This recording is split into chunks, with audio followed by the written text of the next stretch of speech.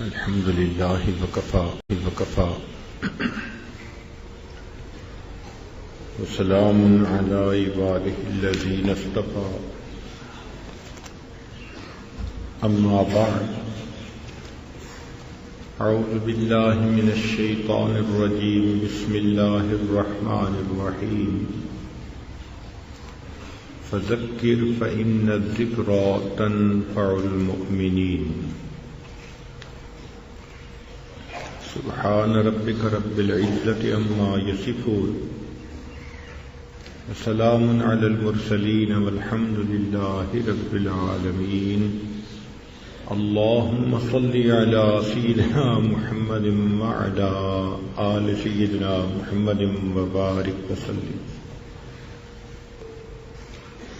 اللهم صل على سيدنا محمد وعلى آل سيدنا محمد وبارك وسلم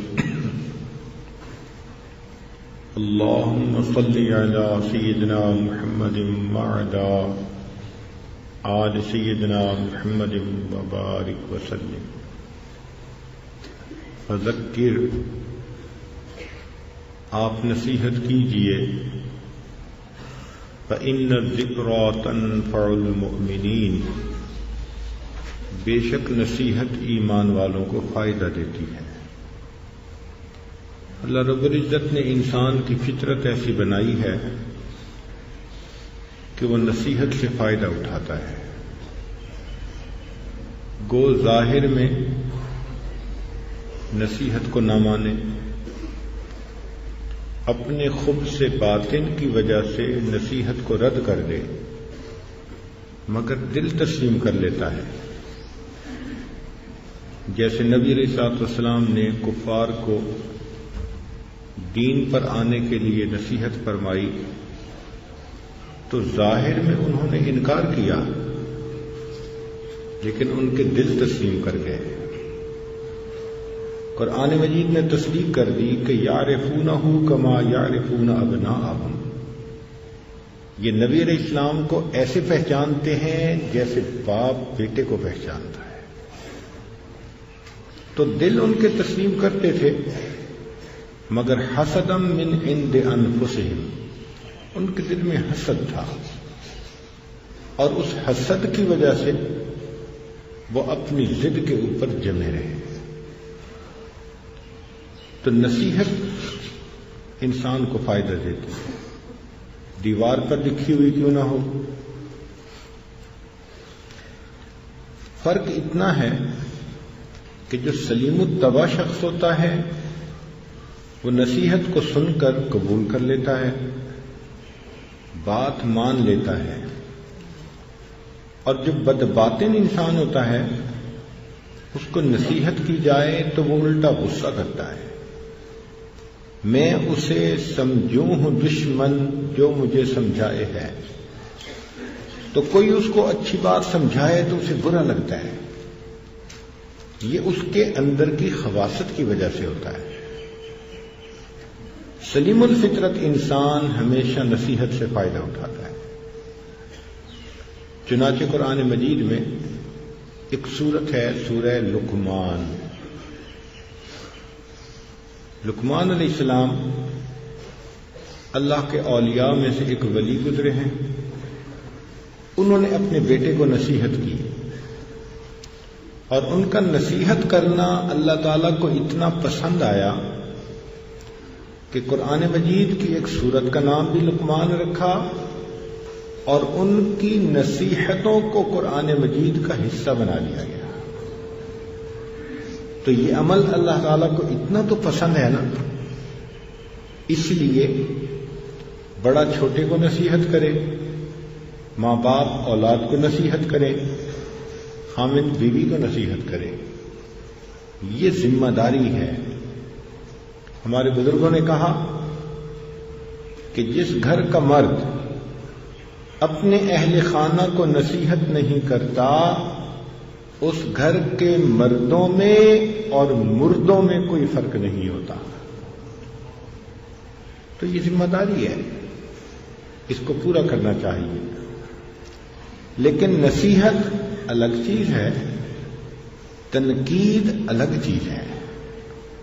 ہم لوگ تنقید زیادہ کرتے ہیں، نصیحت نہیں کرتے. نصیحت میں درد ہوتا ہے، اخلاص ہوتا ہے، محبت ہوتی ہے، اپنائیت ہوتی ہے. اور ایک ہوتی ہے تنقید. تنقید تو دشمن بھی کرتے ہیں. لوگ تنقید کو پسند نہیں کرتے، نصیحت کو پسند کرتے ہیں. انبیاء اپنی قوم کو نصیحت کیا کرتے تھے. انی لکم ناصح امین. دیکھا، نصیحت فرماتے تھے. تو جب دل کی درد کے ساتھ انسان بات کرے تو دل سے جو بات نکلتی ہے اثر رکھتی ہے، پر نہیں طاقت پرواز مگر رکھتی ہے. چنانچہ لقمان علیہ السلام نے اپنے بیٹے کو نصیحت کی. آج قرآن مجید میں انسان اس کو پڑھ سکتا ہے. اس امت میں یہ سلسلہ چلتا رہا. اکابر اپنے اصاغر کو نصیحتیں کرتے رہے. چنانچہ امام جعفر صادق رحمۃ اللہ علیہ فرماتے ہیں کہ مجھے میرے والد امام باقر نے نصیحت فرمائی کہ بیٹا 5 لوگوں سے دوستی مت کرنا. 5 طرح کے لوگوں سے دوستی مت کرنا. اگر کہیں راستہ چلنے کا موقع آئے تو ان کے ساتھ راستے میں بھی نہ چلنا. اتنی تھوڑی دیر کا ساتھ بھی اچھا نہیں. تو میں نے پوچھا کہ وہ کون لوگ ہیں؟ فرمایا کہ بے وقوف سے دوستی نہ کرنا. اس لیے کہ بے وقوف تمہیں فائدہ پہنچانا چاہے گا لیکن بے وقوفی کی وجہ سے نقصان پہنچا بیٹھے گا. اس لیے کہتے ہیں کہ بے وقوف دشمن سے عقل مند، بے وقوف دوست سے عقل مند دشمن بہتر ہوتا ہے. تو فرمایا بے وقوف سے دوستی نہ کرنا. اور دوسری بات فرمائی کہ جھوٹے سے دوستی نہ کرنا. کیوں؟ فرمایا کہ وہ دور کو قریب اور قریب کو دور ظاہر کرے گا. تجھے حقیقت کا پتہ نہیں چلے گا. اور تیسرا فرمایا کہ فاسق سے دوستی نہ کرنا. اس لیے کہ جو اللہ کا نافرمان، جو اللہ سے بے وفائی کرتا ہو، وہ مخلوق کا وفادار کیسے ہو سکتا ہے؟ تو میں نے پوچھا کہ فاسق سے دوستی کیوں نہ کروں؟ فرمایا کہ وہ تجھے 1 روٹی یا اس سے کم کے بدلے میں تمہیں بیچ دے گا. تو میں نے پوچھا کہ 1 روٹی سے کم کا کیا معنی؟ تو فرمایا کہ 1 روٹی کی امید پر بیچ دے گا. اور یہ عاجز کہتا ہے کہ بیچ دے گا اور بھاؤ کا پتہ بھی نہیں چلنے دے گا. فاسق فاجر جو ہوا اس پہ کیا انسان اعتماد کر سکتا ہے؟ چوتھا فرمایا کہ بخیل سے دوستی نہ کرنا. کیوں؟ اس لیے کہ وہ تمہیں ایسے وقت میں دھوکہ دے گا جب تمہیں اس کی بہت ضرورت ہوگی. اور آخری بات فرمائی کہ قطع رحمی کرنے والے سے دوستی نہ کرنا، جو رشتے ناطے توڑ دیتا ہو. ذرا سی بات ہوئی، اس سے بولنا چھوڑ دیا، اس سے بولنا چھوڑ دیا، قریبی رشتوں کا بھی خیال نہ رکھا. فرمایا اس لیے کہ میں نے قرآن مجید میں 3 جگہ پر ایسے بندے پر اللہ کی لعنت ہوتے دیکھا. اللہ تعالیٰ ایسے بندے کو ناپسند فرماتے ہیں. تو دیکھیے، بڑے اپنے چھوٹوں کو نصیحت فرمایا کرتے تھے. چنانچہ وصایا امام اعظم ابو حنیفہ رحمۃ اللہ علیہ، انہوں نے کچھ وصیتیں فرمائی. ان وصیتوں میں انہوں نے اپنے بیٹے حماد سے کہا کہ بیٹے میں نے 5 لاکھ احادیث میں سے تمہارے لیے 5 حدیثوں کو منتخب کیا ہے. 5 لاکھ احادیث میں سے 5 حدیثوں کو منتخب کیا ہے. اگر ان 5 پر عمل کر لو گے تو گویا پورے دین پر عمل ہو جائے گا. یہ ہوتی ہے نا بات نچوڑ زندگی کا. اپنے بچوں کو تھم رول کے طور پہ بتا دیا کہ بچہ 5 لاکھ حدیثوں کا خلاصہ نچوڑ لب لباب 5 حدیثیں ہیں. ان میں سے پہلی حدیث انما الاعمال بالنیات. اعمال کا دار و مدار نیت کے اوپر ہے. یہ حدیث مبارکہ بخاری شریف کی پہلی حدیث ہے. امام بخاری رحمۃ اللہ علیہ نے اس حدیث مبارکہ سے اپنی صحیح کا آغاز فرمایا. وجہ کیا تھی کہ جب اعمال کا دار و مدار ہی نیت پر ہے تو نیت ٹھیک نہیں ہوگی تو عمل ہی نہیں ہوگا. اس لیے نیت کو ٹھیک کرنا ضروری. یہ نیت کو ٹھیک کرنا بھی سیکھنا پڑتا ہے. ایک بزرگ فرماتے ہیں کہ میں 8 سال اپنی شیخ کی صحبت میں رہا اور 8 سال میں نے نیت کو ٹھیک کرنا سیکھا. یہ اتنا مشکل کام ہے. ہم اسے آسان سمجھتے ہیں، یہ آسان نہیں ہے. ہر کام میں اللہ تعالی کی رضا کی نیت.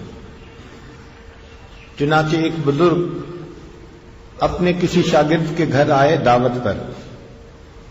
اس نے نیا گھر بنایا تھا. انہوں نے اپنے شاگرد سے پوچھا کہ یہ تم نے کمرے میں کیا بنایا ہوا ہے؟ اس نے کہا روشن دان. پوچھا اس کا مقصد کیا؟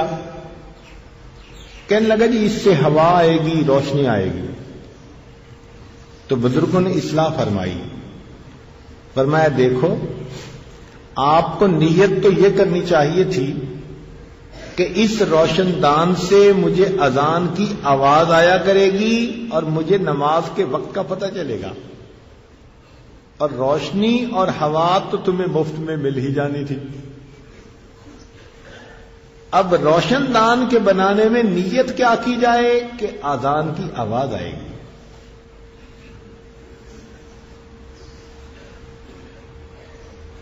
تو نیت کی وجہ سے عمل عبادت بن گیا.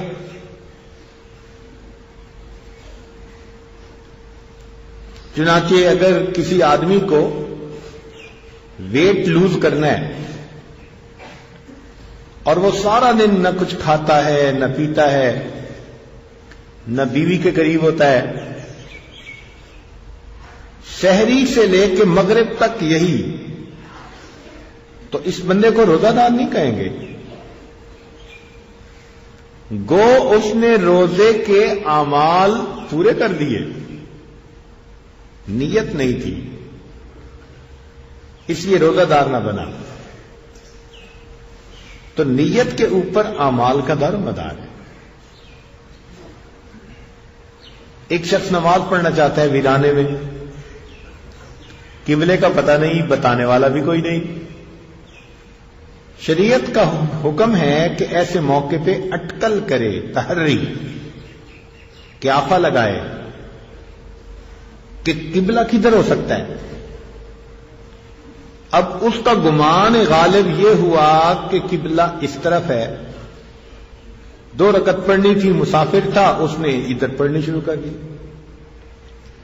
1 رکعت پڑھنے کے بعد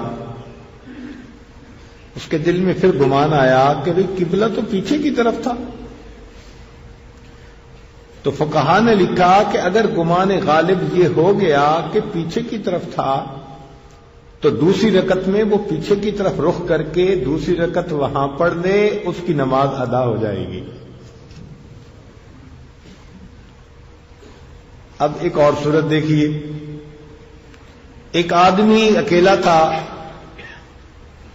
اس نے جوتے اتارے، سامان رکھا اور نماز پڑھنی شروع کر دی۔ پہلی رکعت پڑھنے کے بعد خیال آیا سامان پیچھے پڑا ہے، کوئی چور اٹھا کے نہ لے جائے، تو اس نے رخ موڑ کے ادھر کو نماز پڑھنی شروع کر دی۔ تو کیا اس کی نماز ہو جائے گی؟ اس کی نماز نہیں ہوگی۔ کوئی بندہ کوشچن کرے جی پہلے نے بھی تو ایک رکعت ادھر پڑھی تھی، دوسری ادھر پڑھی تھی، تو عمل ظاہر میں تو ایک جیسا، نیت کا فرق ہے، اس لیے دوسرے بندے کی نماز نہیں ہوگی۔ تو انما الاعمال بالنیات، اعمال کا دار و مدار نیت کے اوپر۔ یہاں انما کا لفظ حصر کے لیے استعمال ہوا،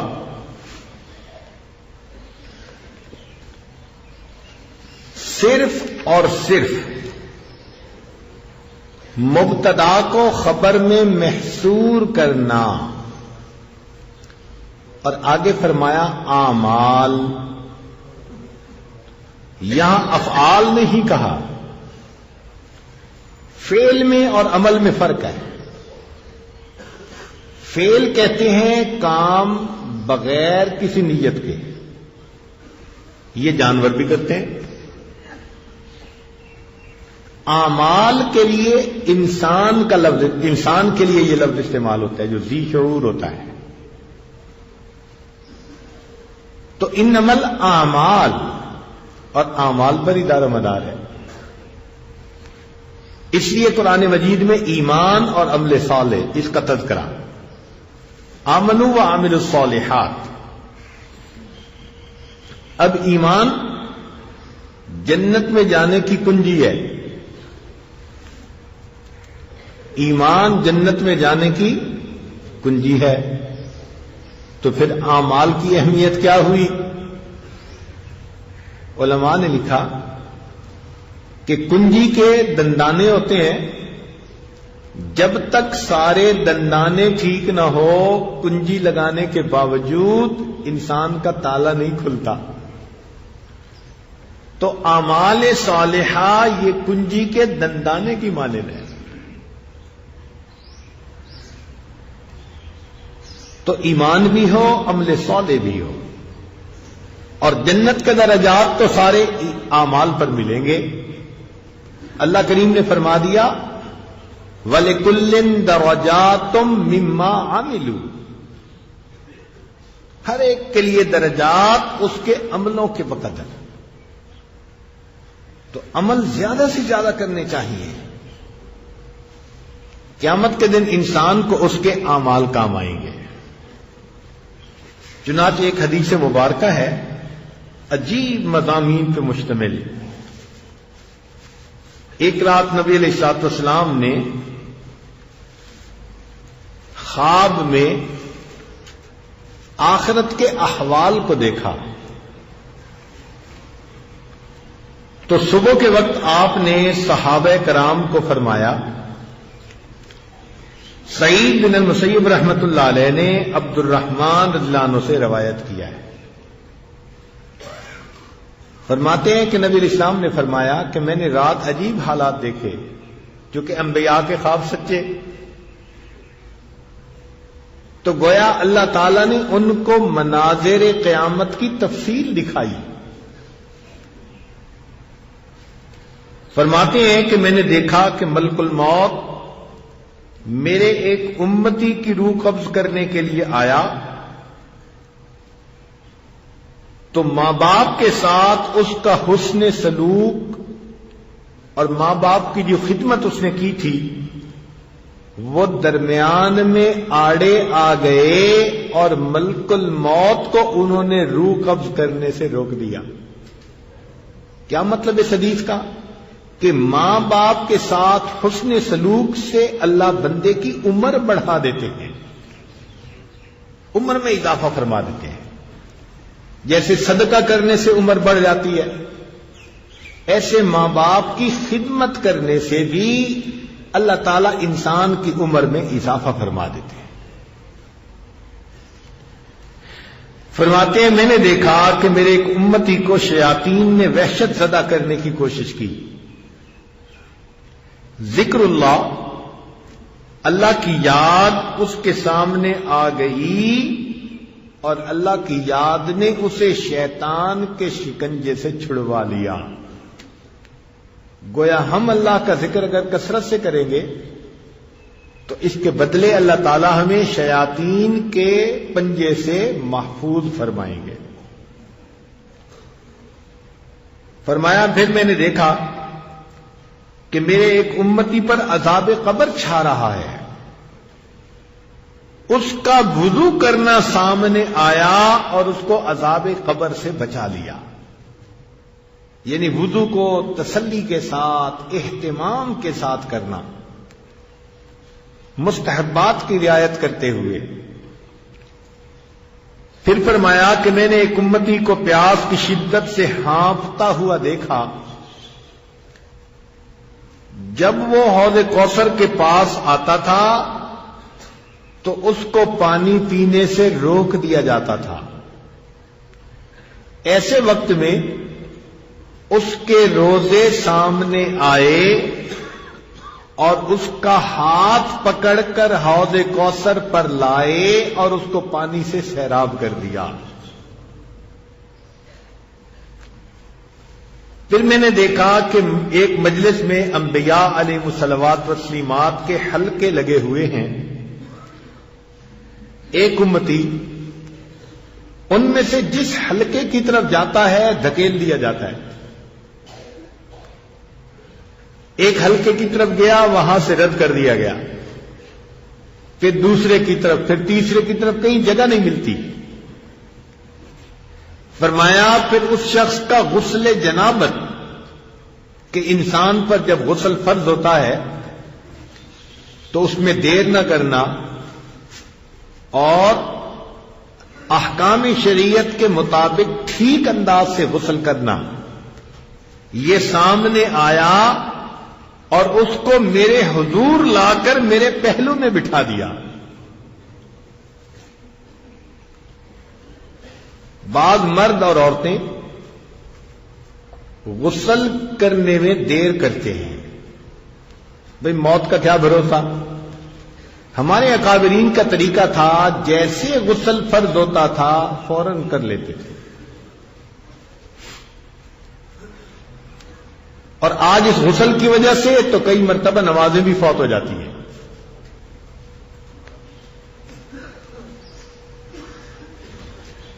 پھر فرمایا کہ میرے ایک امتی کو اندھیروں نے ہر طرف سے گھیر لیا، دائیں سے، بائیں سے، آگے سے، پیچھے سے، اوپر سے اور نیچے سے،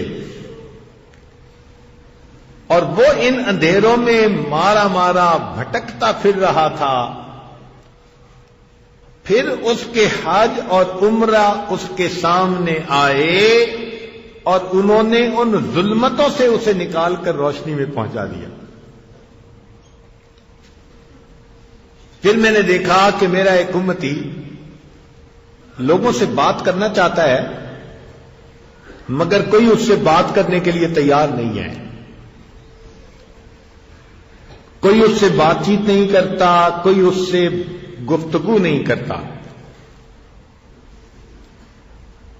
ایسے موقع پر اس کی صلہ رحمی سامنے آئی۔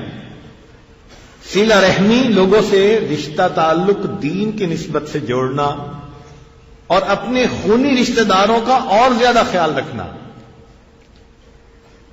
فرمایا کہ صلہ رحمی سامنے آئی اور کہنے لگی، اے مسلمانوں کی جماعت، یہ مجھے جوڑتا تھا اور ملاتا تھا،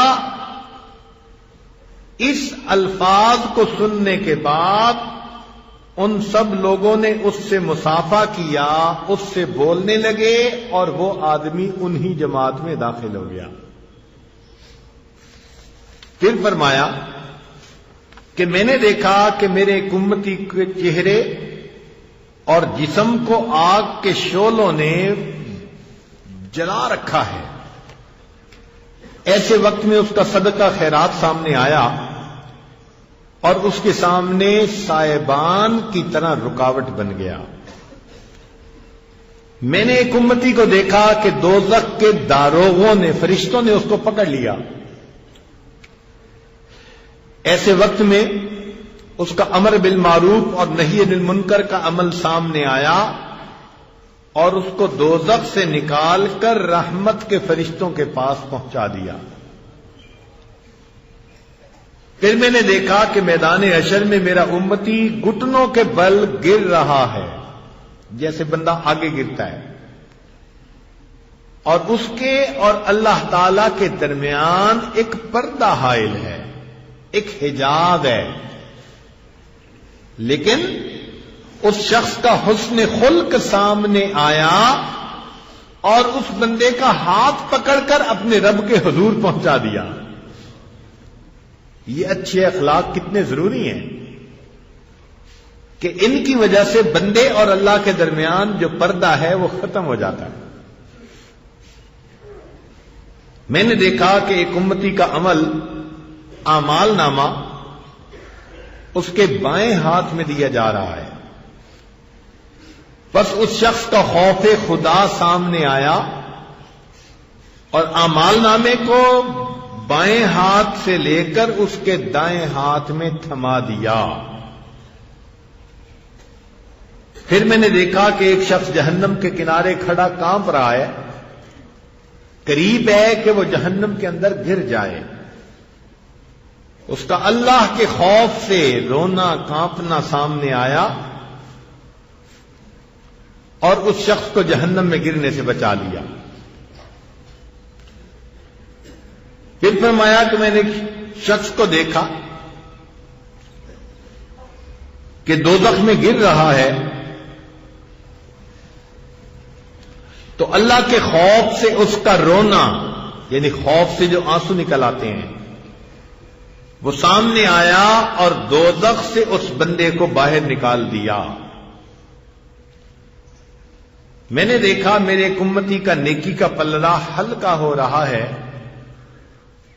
اس امتی کے معصوم بچے جو بچپن میں فوت ہو گئے وہ سامنے آئے اور اس کے نیکی والے میزان کے پلڑے کو بھاری کر دیا. پھر میں نے دیکھا کہ میرا ایک امتی پل صراط پر لڑکھڑا رہا ہے. جس طرح سخت آندھی میں کھجور کی ٹہنی ہلتی ہے، اس طرح اس شخص کو اللہ سے نیک گمان رکھنا سامنے آیا اور اس نے اس کے قدموں کو اچھی طرح جما دیا.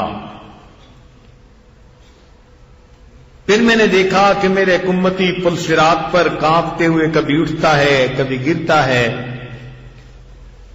اس شخص کی نماز سامنے آئی اور نماز نے اس کو پل صراط سے پار کروا دیا. پھر میں نے دیکھا کہ میرے ایک امتی جنت کے دروازوں پر جاتا ہے، سب دروازوں کو بند پاتا ہے. اس شخص کا کلمہ شہادت سامنے آیا اور اس کلمہ نے جنت کے تمام دروازوں کو اس کے لیے کھول دیا. تو اعمال قیامت کے دن کام آئیں گے. ان اعمال کا دار و مدار ہماری نیت کے اوپر ہے. اگر نیت ٹھیک نہیں ہوگی تو اعمال کام نہیں آئیں گے. چنانچہ حدیث پاک میں آتا ہے قیامت کے دن ایک شہید کو، ایک عالم کو اور ایک سخی کو بلایا جائے گا اور تینوں کا معاملہ یہ بنے گا کہ ان کی نیتیں ٹھیک نہیں ہوں گی. اللہ تعالیٰ فرشتوں کو فرمائیں گے کہ ان کو اونڈے منہ جہنم کے اندر ڈال دیا جائے. اگر شہید، عالم اور سخی یہ جہنم میں جائیں گے نیت کے ٹھیک نہ ہونے کی وجہ سے، تو پھر ہم لوگوں کا کیا بنے گا؟ فکر مند ہونے کی ضرورت ہے.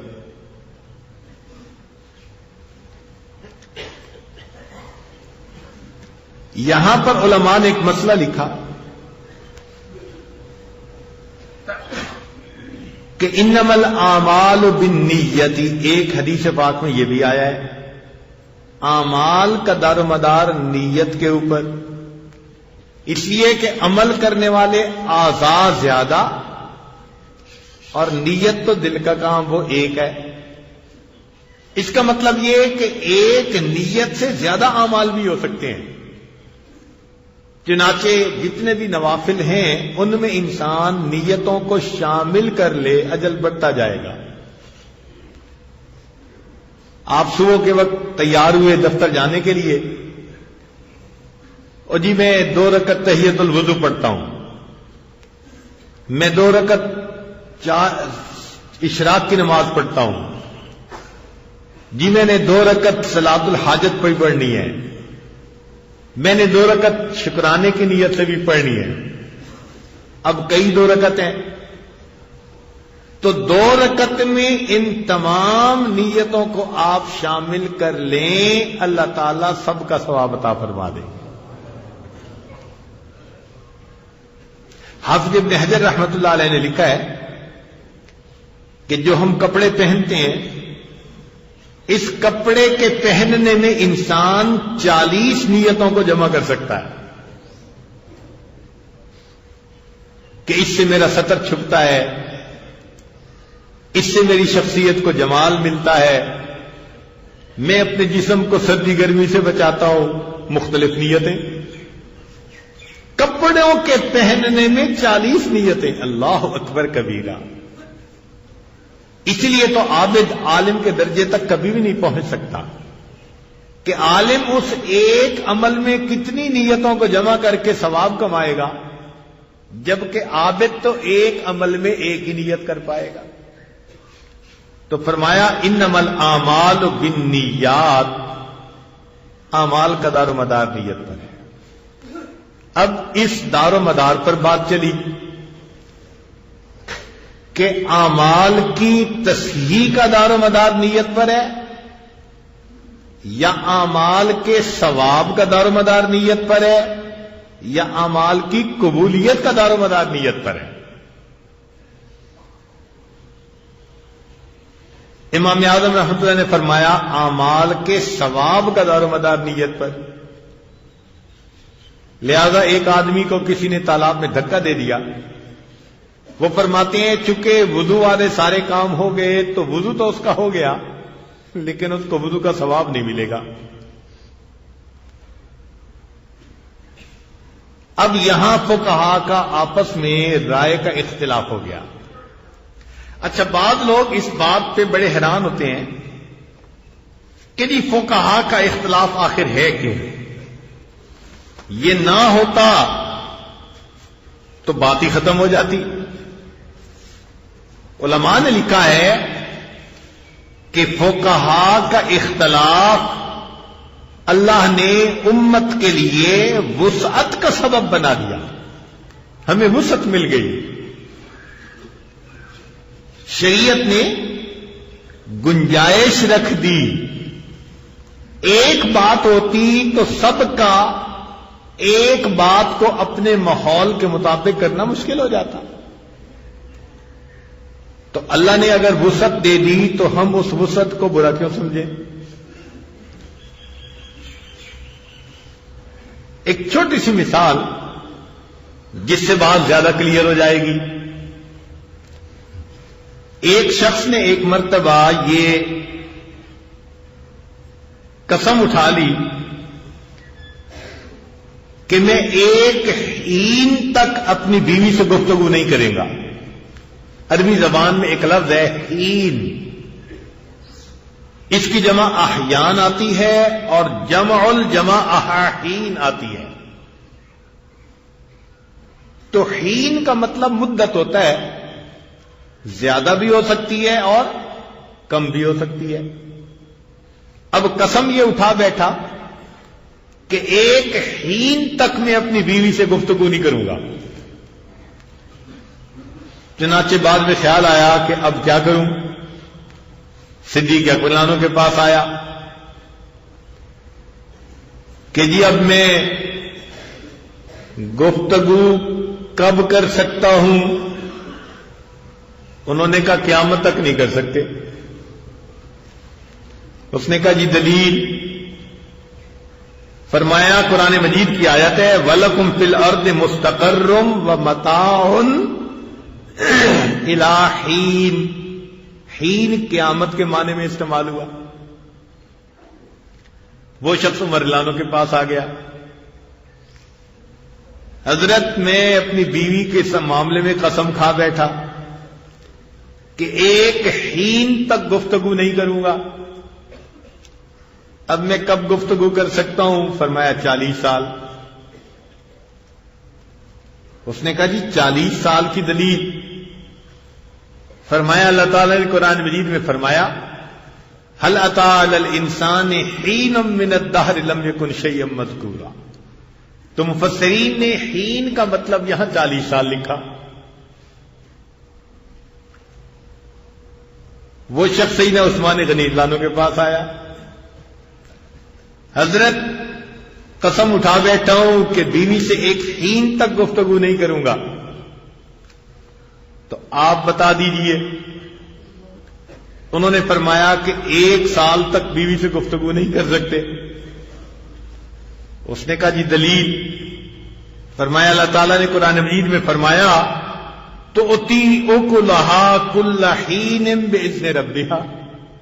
اب درخت سال میں 1 مرتبہ پھل دیتے ہیں تو حین کا لفظ استعمال ہوا، لہذا 1 سال کی مدت ہے.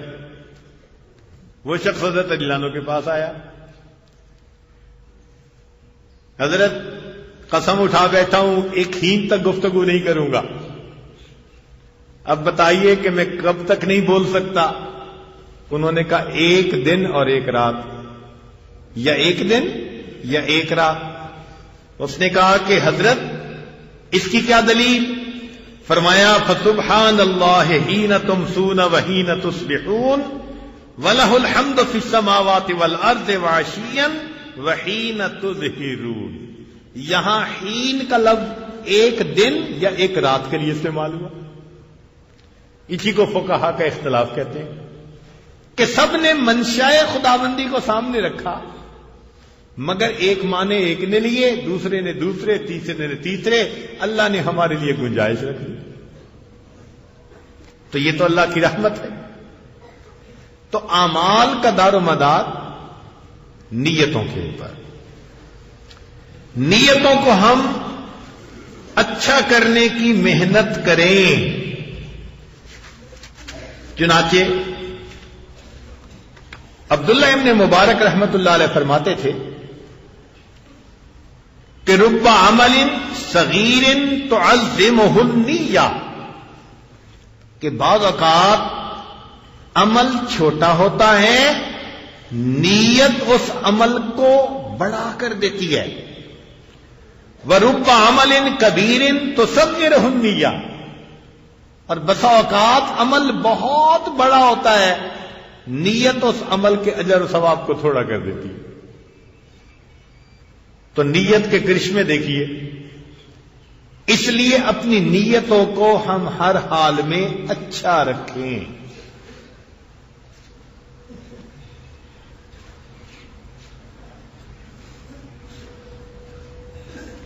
چنانچہ عمل کی 3 نیتیں ہوتی ہیں. ایک ہوتی ہے حسن نیت، اس سے عمل کرنا. ایک ہوتا ہے نیت بد سے عمل کرنا، اور تیسرا ہوتا ہے بے نیت کے عمل کرنا. 3 صورتیں ہیں: حسن نیت سے عمل کرنا، نیت بد سے عمل کرنا، اور بے نیت کے عمل کرنا. چنانچہ علماء نے لکھا ہے کہ اس امت کو نیت بد سے عمل کرنے سے اتنا نقصان نہیں پہنچا جتنا کہ بلا نیت عمل کرنے سے نقصان پہنچا ہے. اور ہم اپنی زندگی میں دیکھیں بہت سارے کام ہم بے نیت کر لیتے ہیں، جبکہ اس کو نیت کے ساتھ کریں تو وہ ثواب بن سکتا ہے. تو ہمیں چاہیے کہ ہم اپنی عادت کو عبادت بنائیں، اپنی عادت کو عبادت بنائیں. اچھا ذرا دیکھیے کہ کس طرح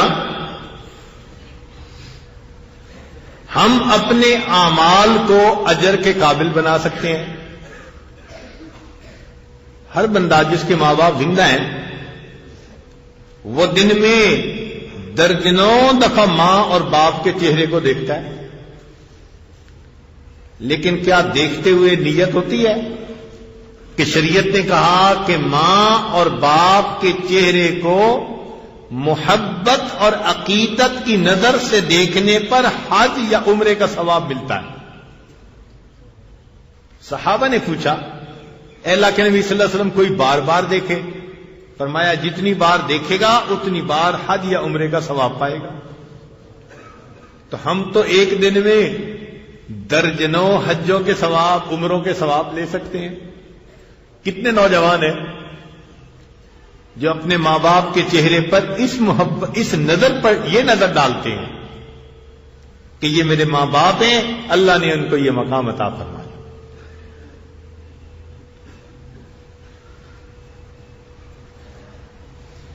اور مثال دیکھیے،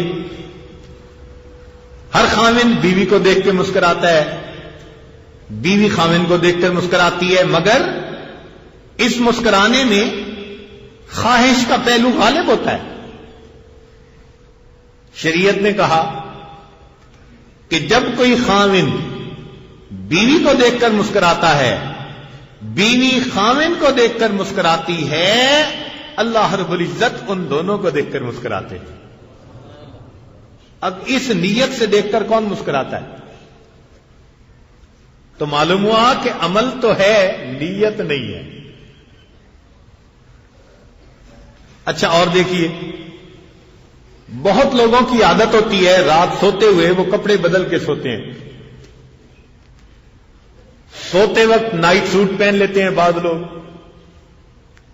تہبند مان لیتے ہیں.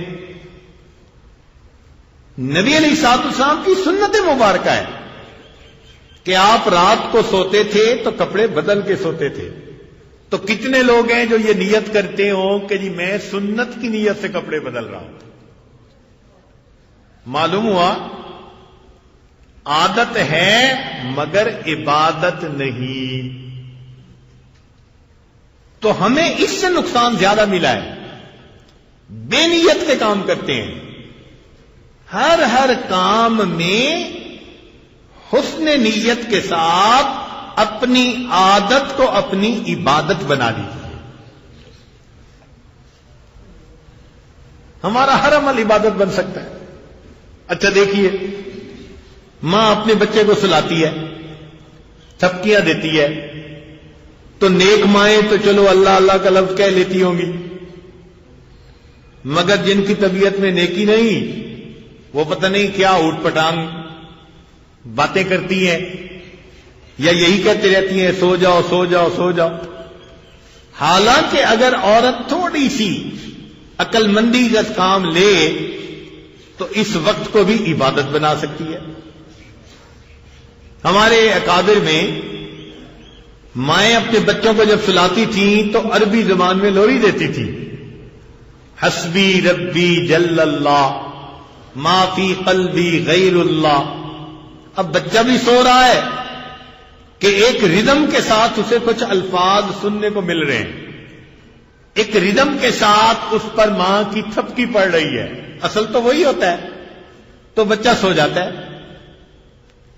مگر بجائے اس کے کہ عام کوئی بات کی جائے، اگر ہم اس وقت کوئی دعائیا کلمات کہہ دیں تو بچے کو ماں کی دعا بھی مل گئی، ماں کو ثواب بھی مل گیا اور بچے کو ماں کی دعا بھی مل گئی، دونوں نعمتیں.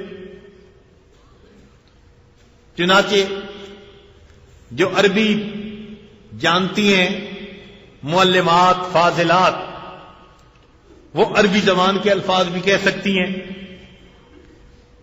مثلا انا آمنا باللہ، اب یہ الفاظ مختصر سے ہیں لیکن اس کا مطلب کیا کہ ہم اللہ پر ایمان لے آئے.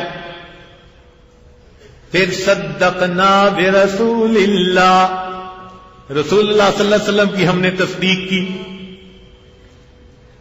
نرجو الجنت ندخلها، ہم جنت کی امید رکھتے ہیں کہ ہم اس میں داخل ہوں گے.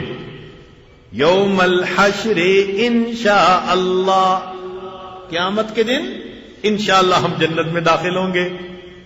یا رحمان آفنا، اے رحمان ہمیں معاف کر دے. واعف عنا یا اللہ، اے اللہ ہمیں معافی عطا. اب ہے یہ بھی لوری، لیکن تھوڑی سی عقل مندی کا مظاہرہ کرنے سے وہ لوری عبادت بن گئی. ہر ماں دنیا کی بچے کو سلاتے ہوئے کچھ لفظ تو بولے گی نا، تو کیوں نہ ہم اچھے لفظ بولیں اور اجر ثواب کمائیں. اچھا اگر کوئی یہ کہے جی کہ ہمیں تو عربی آتی نہیں، تو بھائی چلو اردو زبان تو بولتے ہیں، اردو میں لوری دے دیں. اردو میں لوری کیسے دیں؟ آپ خود بنا لیں، بنا سکتی ہیں. مثلا آپ نے بیٹی کو سلانا ہے تو آپ یہ کہہ سکتی ہیں، پیاری بیٹی سوئے. کتنے آسان سے الفاظ ہیں. پیاری بیٹی سوئے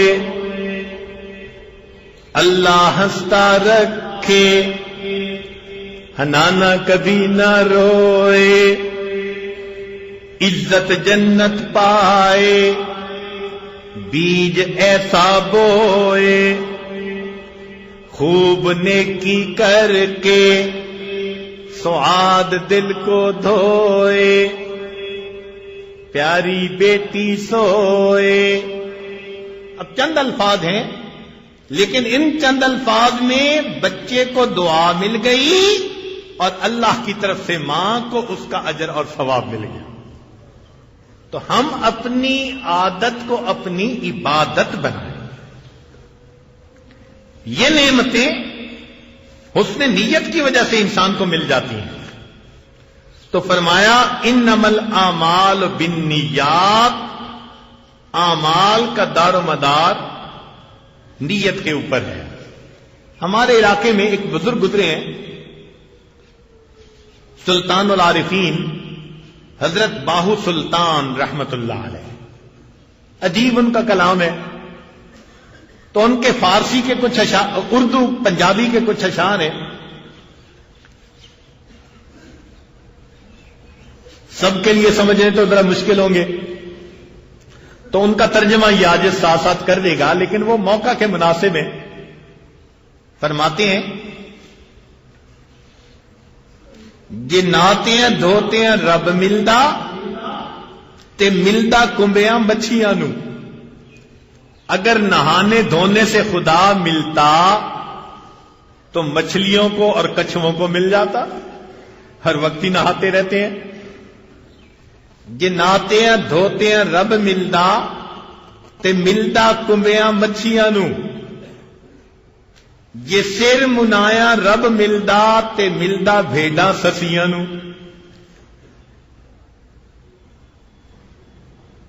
ایک بھیڑ کی نسل ہوتی ہے، اس کے سر پہ بال بہت چھوٹے ہوتے ہیں، اس کی نسل کا نام لیا کہ سر منڈانے سے رب ملتا تو اس نسل کی بھیڑ کو رب مل جاتا.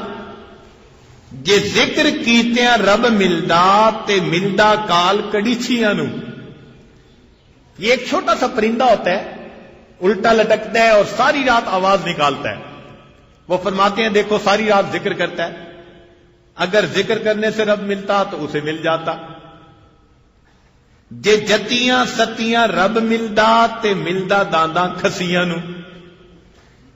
اگر پاک دامن رہنے سے خدا ملتا تو خصی جانور جو ہوتے ہیں ان کو رب مل جاتا.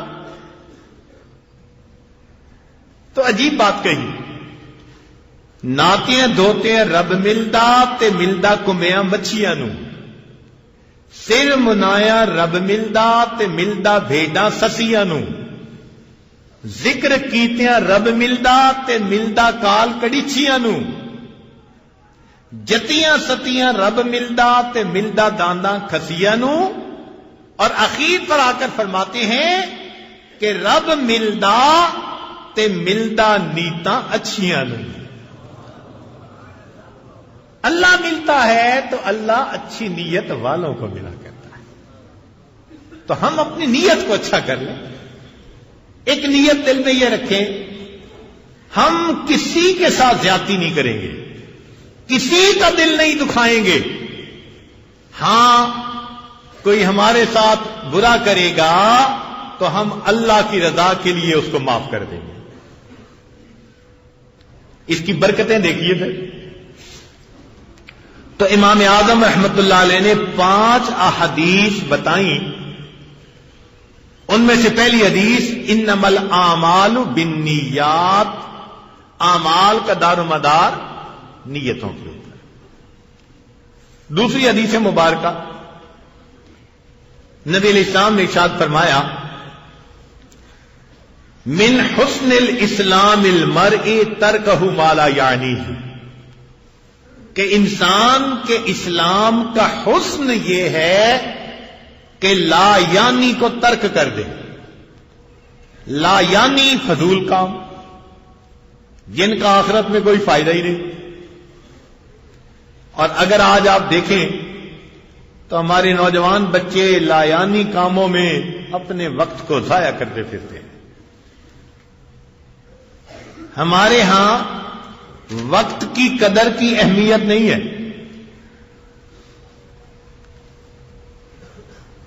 من حیث القوم ہمیں اس عادت کو سنوارنے کی ضرورت ہے۔ آپ ٹائم طے کر لیں جی، ولیمہ کا ٹائم دن کے 1 بجے، تو انشاءاللہ 3 بجے تک لوگ آ جائیں گے۔ پتہ چلا کہ مزاج ہی ایسا بن گیا ہے کہ 2 گھنٹے کا کوئی فرق ہی نہیں محسوس کرتے۔ ایک کا مطلب تو ایک ہی ہوتا ہے نا۔ تو وقت کی قدر دانی حدیث پاک نے ہمیں سکھائی کہ ہم فضول کام میں اپنی زندگی کا وقت ضائع نہ کریں۔ ہمارے اکابر وقت کی اس طرح قدر کرتے تھے جس طرح بخیل آدمی اپنے دراہم و دینار کی قدر کرتا۔ حافظ ابن حجر رحمت اللہ علیہ فرماتے ہیں کہ میں احادیث لکھتا تھا، جب میرا قلم ٹوٹ جاتا تو قلم ٹوٹنے کے دوران میں اسے پھر بناتا تو فوراً میں تیسرا کلمہ پڑھنا شروع کر دیتا تھا، میرا قلم کا بنانا بھی اللہ کی یاد سے خالی نہ گزرے۔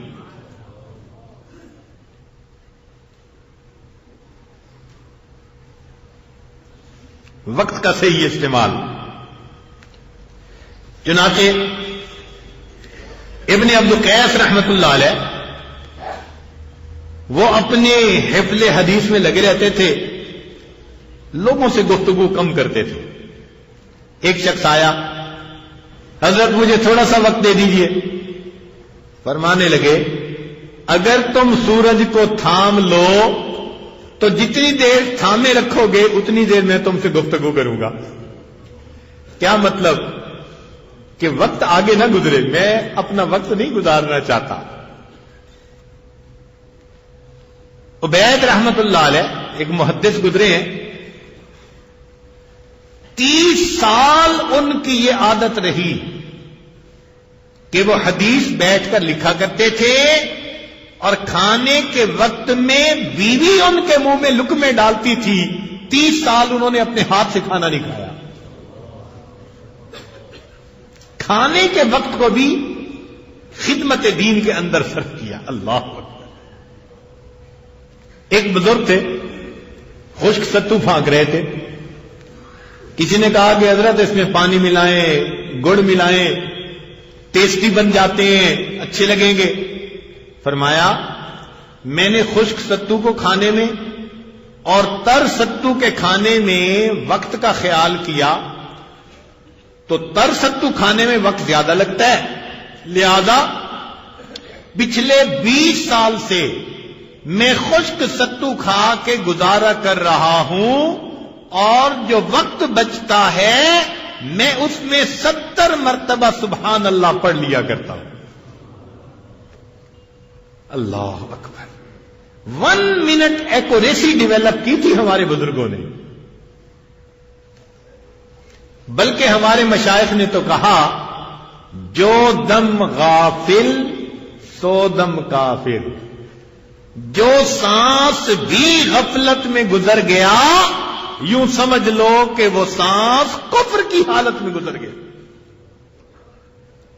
اتنا وقت کا خیال۔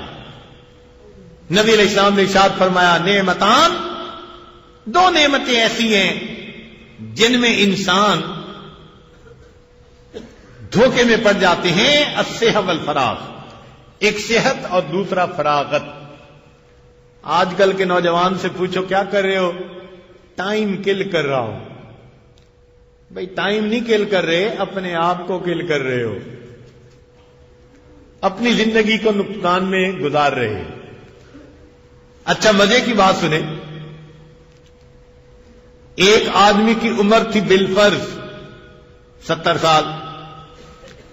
اب ایک ولی اس کو بتائے کہ مجھے الہام کے ذریعے پتہ چلا آپ کی زندگی کے 3 سال گھٹا دیے گئے، اس کو کتنا افسوس ہوگا، پریشان ہوگا، روئے گا، اور جی میری امت کی مہلت 3 سال گھٹا دی گئی۔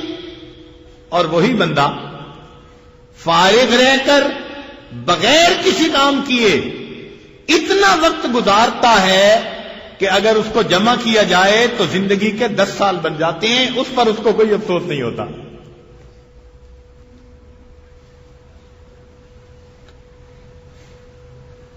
تو زندگی کا وقت ضائع کرنے کے لیے تو نہیں ہے نا۔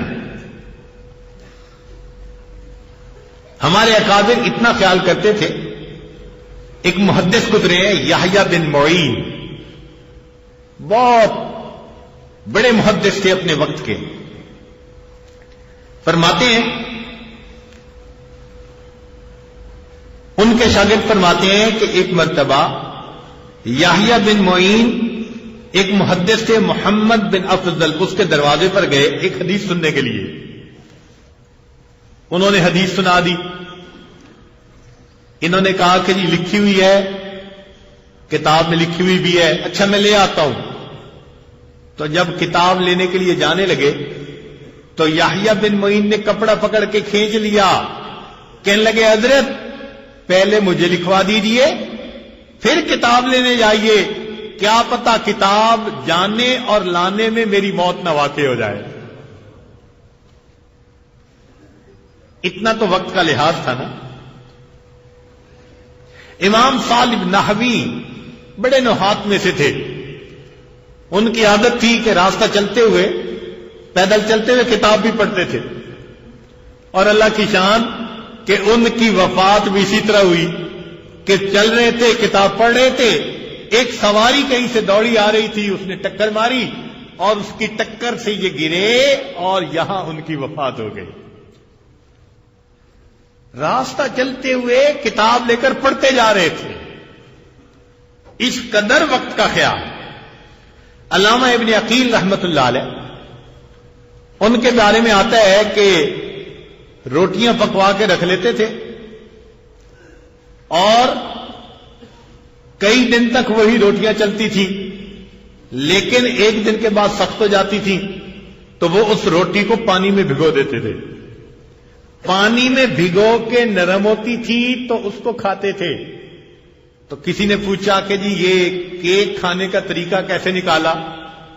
فرمانے لگے کہ عام روٹی کھانے میں چبانا زیادہ پڑتا ہے، گیلی روٹی کو کم چبانا پڑتا ہے، میں کم چبا کر وقت بچاتا ہوں اور اس وقت میں حدیث کی کتابت کر لیتا ہوں۔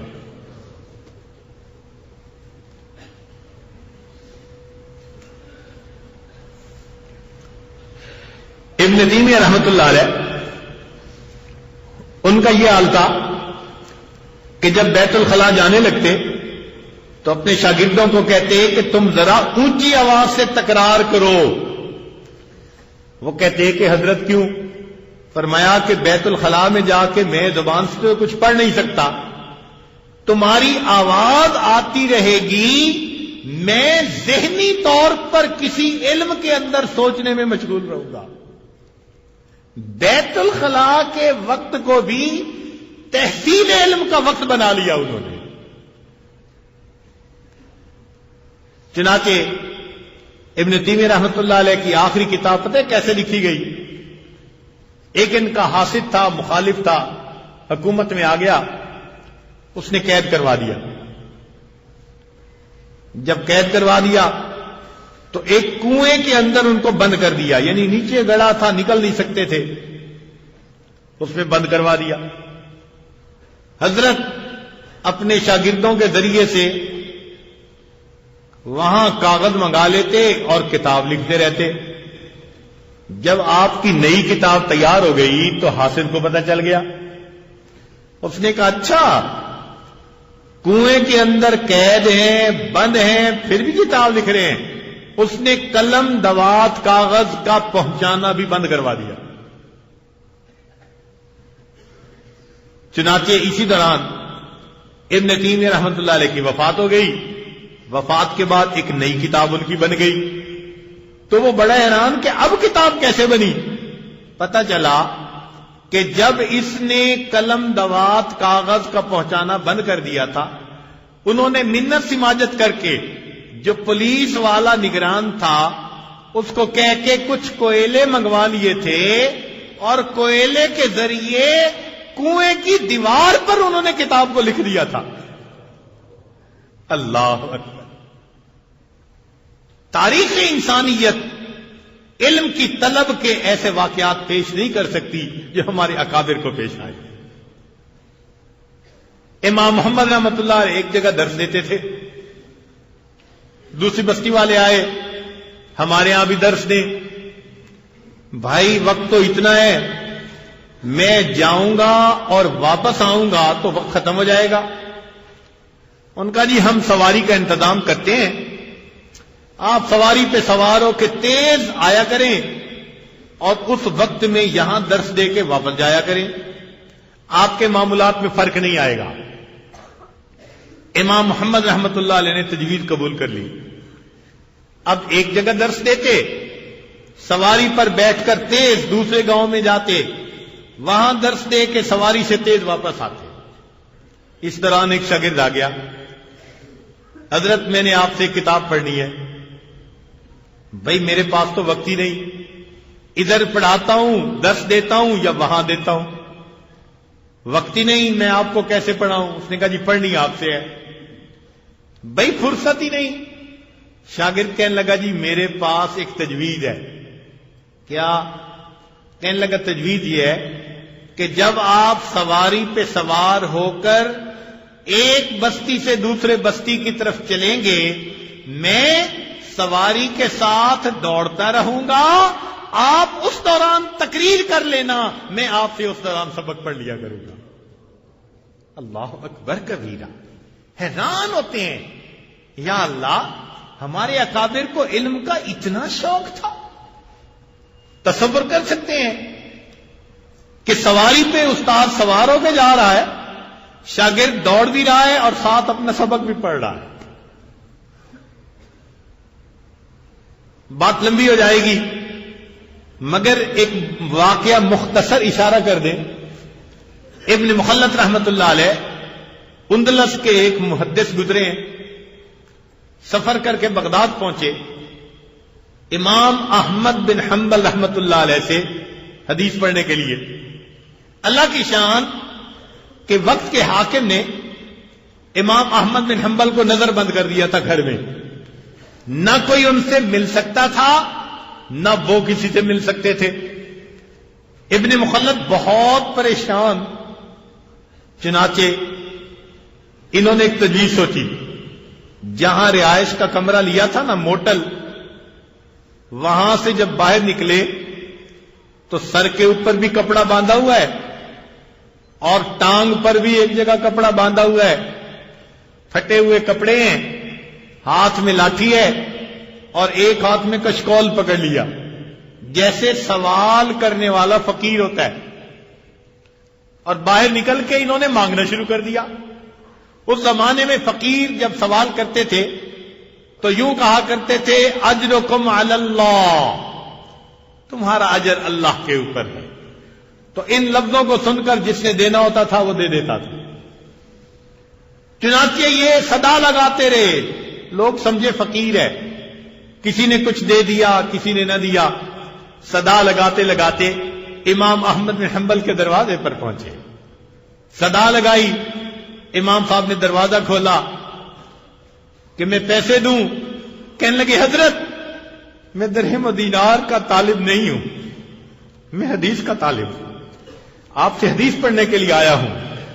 انہوں نے کہا میں تو نہیں پڑھا سکتا، آپ سے بات نہیں کر سکتا، حکومت اور زیادہ سزا دے گی.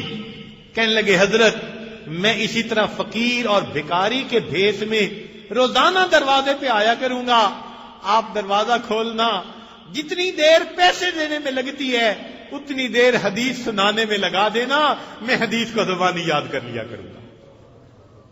1 سال تک امام احمد بن حنبل کے دروازے پہ آتے رہے بھکاری بن کر اور صدا لگاتے رہے، اور امام احمد ان کو حدیث پڑھا دیتے تھے، یہ حدیث کو پڑھ کے یاد کر لیا کرتے تھے. جب قیامت کے دن یہ لوگ اللہ کے سامنے کھڑے ہوں گے، اے اللہ ہم نے تیرے دین کے علم کو ایسے ایسے حاصل کیا تھا. اللہ اکبر کبیرہ. تو ہم اپنے اوقات کا خیال رکھیں، ایئر کنڈیشن جگہوں میں، ٹھنڈی پنکھوں کے نیچے، صاف ستھری جگہوں پر بیٹھ کر آج کے طلباء اپنے اساتذہ سے علم حاصل نہیں کر پاتے. تو وقت ہمارے پاس بہت بڑی نعمت ہے. الوقت من ذهب و فضہ، فرمایا وقت سونے اور چاندی کی مانند ہے. اللہ تعالی ہمیں اس کی قدردانی کی توفیق عطا فرمائے کہ ہم اپنے وقت کو اچھے کاموں میں استعمال کریں. حضرت مولانا یحییٰ رحمت اللہ علیہ، ان کے دل میں خیال آیا کہ سردی کے موسم میں گنے ہوتے ہیں، اگر کبھی فرصت ہوئی تو دھوپ پہ بیٹھ کے گنا چوسوں گا. سردیوں میں دھوپ پہ بیٹھ کے گنا چوسنے کا اپنا ایک مزہ. دل میں خواہش ہوئی، فرمانے لگے اچھا جب کبھی فرصت ہوئی کروں گا. 20 سال زندگی کے گزر گئے، دھوپ میں بیٹھ کر گنا چوسنے کی فرصت نہ مل سکی. اتنی مصروف زندگی تھی.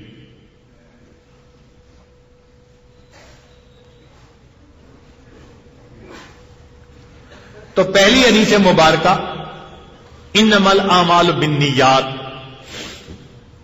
دوسری حدیث مبارکہ من حسن الاسلام المرء ترکہ ما لا یعنی، تیسری حدیث مبارکہ لا یؤمن احدکم حتی یحب لاخیہ ما یحب لنفسہ، تم میں سے کوئی اس وقت تک ایمان والا نہیں ہو سکتا جب تک کہ اپنے بھائی کے لیے وہی پسند نہ کرے جو اپنے لیے پسند کرتا ہے. اب دیکھیں، ہم چاہتے ہیں کہ اگر ہم سے کوئی غلطی ہو تو ہمیں معاف کر دیا جائے، ہم بھی لوگوں کی غلطیوں کو معاف کر دیں. ہم چاہتے ہیں ہم سے کوتاہی ہو تو لوگ پردہ ڈال دیں، ہم بھی لوگوں کے اس کے اوپر پردہ ڈالیں. ہم چاہتے ہیں لوگ ہم سے حسن ظن رکھیں، ہم بھی حسن ظن رکھیں. نبی علیہ الصلوۃ والسلام نے کیا خوبصورت بات بتا دی، نچوڑ بتا دیا زندگی کا. اگر کسی کو مسئلے کا پتہ نہ بھی ہو شریعت کا، اس اصول پر اگر سوچ لے گا کیا یہ چیز اپنے لیے پسند کرتا ہوں، اگر پسند نہیں تو دوسروں کے لیے وہی عمل کرے، وہ عمل شریعت کے مطابق ہی ہوگا.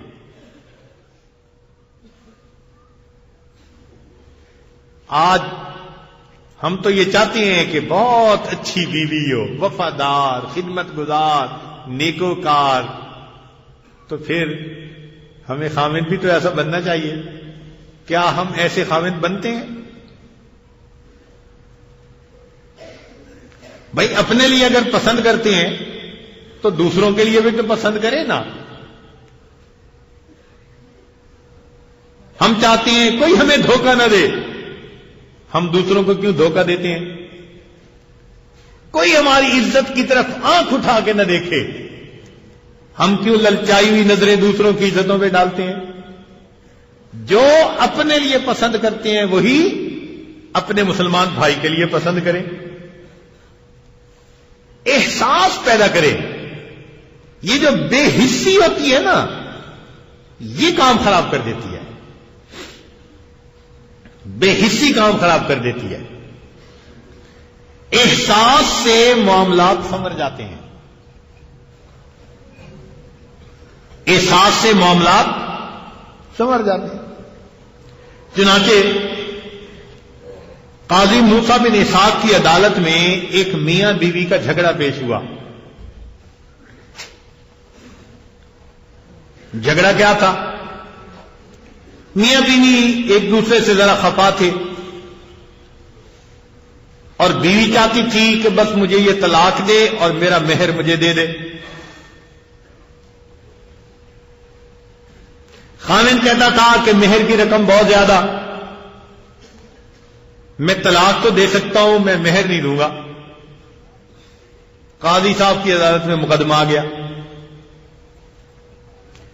اب جب مقدمہ آیا تو مقدمے کے گواہ بھی ہوتے ہیں. تو گواہوں میں سے کسی نے کہا کہ جی ہمیں کیا پتا کہ یہ پردے میں لپٹی کون عورت ہے، اگر یہ اپنا چہرہ کھولے تو ہم اس کو پہچانیں کہ واقعی یہ اس کی بیوی ہے. وہ قریبی لوگ ہوں گے، غیر محرم. تو قاضی نے کہا کہ ہاں، ایسے موقع پر گواہ اگر ایسا چاہیں تو وہ شرعاً دیکھ سکتے ہیں.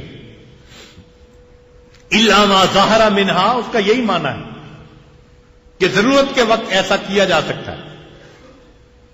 اب خاوند نہیں چاہتا تھا کہ میری بیوی کسی غیر مرد کے سامنے چہرہ کھولے، تو قاضی نے تو کہہ دیا کہ ہاں گواہ اگر مطالبہ کریں گے تو اس کو اپنی آئیڈینٹی پروو کرنی پڑے گی.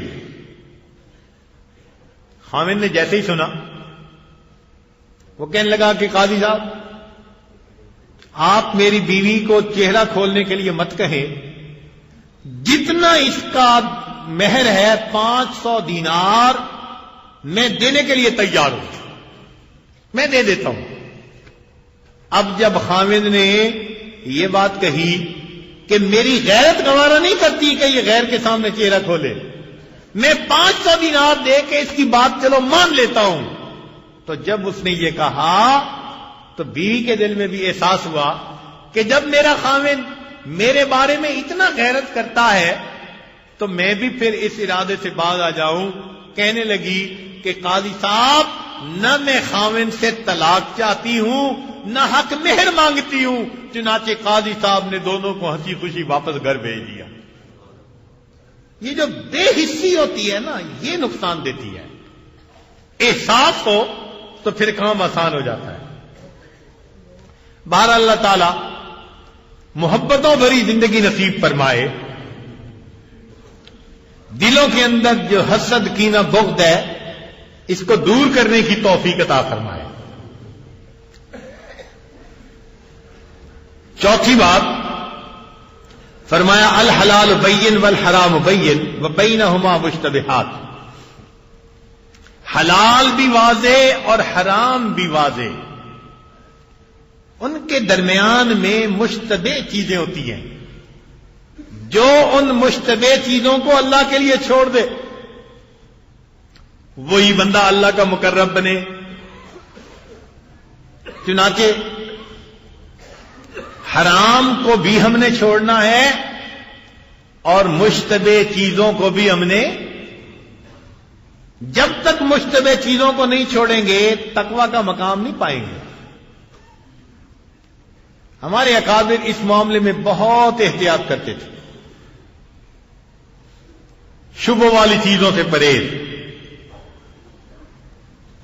چنانچہ امام حنیفہ رحمۃ اللہ علیہ کے پرہیز کا یہ عالم تھا رزق حلال کے بارے میں کہ ایک دن ظہر کے وقت دکان بند کر دی کسی نے پوچھا نعمان ظہر کے وقت دکان بند کر دی؟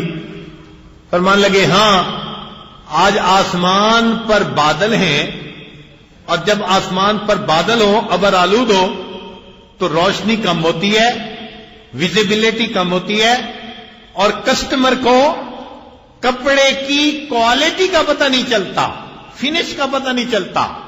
میں نے دکان بند کر دی، میرا کوئی گاہک کم قیمت کپڑے کو قیمتی کپڑا سمجھ کے نہ خریدے، اسے میری وجہ سے دھوکہ نہ لگ جائے۔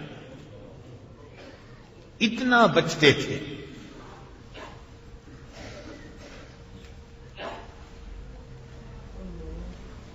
ہمارے اکابر میں امام العلماء والصلحاء حضرت خواجہ محمد عبد المالک صدیقی رحمت اللہ علیہ، ان کا تقوی بڑا معروف تھا۔ سردی گرمی ہاتھ میں چھتری رکھتے تھے۔ اب گرمی میں تو چھتری رکھنا سمجھ میں آتا ہے، دھوپ سے بچتے ہوں گے، لیکن سردیوں میں چھتری رکھنا تو سمجھ میں نہیں آتا۔ تو حضرت کی جماعت میں چونکہ علماء بہت تھے، تو ایک مرتبہ ایک عالم نے پوچھ لیا کہ حضرت سردی میں چھتری رکھنے میں کیا حکمت؟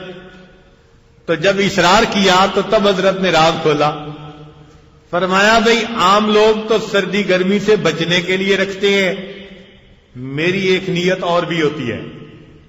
انہوں نے پوچھا کون سی؟ فرمایا جب میں راستے میں چلتا ہوں تو جب دیکھتا ہوں کہ دائیں طرف سے غیر محرم آ رہی ہے تو اس طرف چھتری کر کے اپنا چہرہ چھپا لیتا ہوں، اور جب بائیں طرف سے آ رہی ہے تو چھتری سے بائیں طرف آڑ بنا لیتا ہوں۔ میں غیر محرم کے کپڑے کو بھی نہیں دیکھتا تاکہ میرا اس کی طرف دھیان ہی نہ جائے۔ یہ ہے تقویٰ کہ غیر محرم کا چہرہ تو کیا دیکھنا، غیر محرم کے کپڑے کو بھی نہیں دیکھنا۔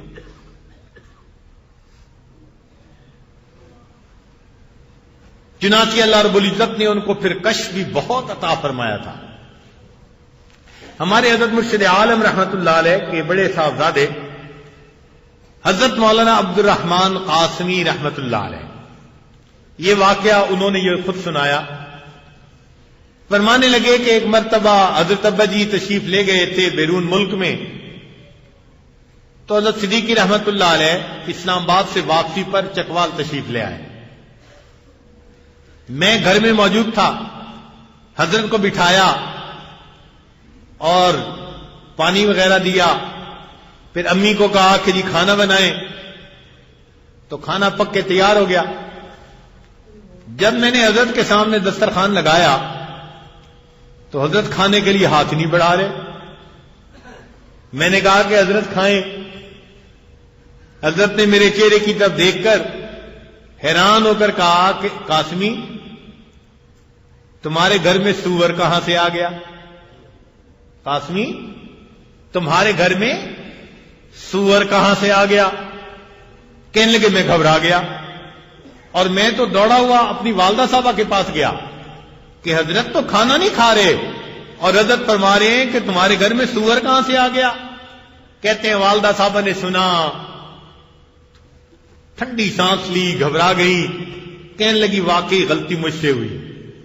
غلطی کیا ہوئی کہ یہ میری جو ہمسائے کی عورت ہے نا، یہ بڑے عرصے سے پیچھے پڑی ہوئی تھی کہ آپ کے گھر پیر صاحب آئیں گے تو ایک وقت کا کھانا میں بناؤں گی۔ پڑوسن کی رعایت کرتے ہوئے میں نے ہاں کر دی تھی، تو آج اس کے گھر کا بنا ہوا کھانا تھا، یہ ہمارے گھر کا بنا ہوا نہیں۔ والدہ صاحبہ نے اپنے گھر کا کھانا بنایا جو حضرت صدیقی رحمت اللہ علیہ نے کھایا۔ جب بعد میں تحقیق کی گئی تو پڑوسن کا خاوند نوکری حلال کرتا تھا لیکن بینک میں سیونگ اکاؤنٹ میں پیسے رکھے تھے، سود کا پیسہ مل جاتا تھا، اس کا اثر پورے پیسے پر پڑا جو حضرت نے فرمایا تمہارے گھر میں سور کہاں سے آ گئے۔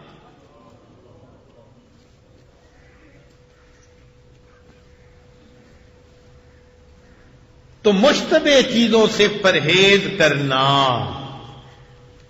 پہلے زمانے میں مرد ہی تقوی نہیں اختیار کرتے تھے، اس زمانے کی عورتیں بھی بڑی متقیہ تھی، تقیہ نقیہ پاک صاف زندگی گزارنے والی ہوتی تھی۔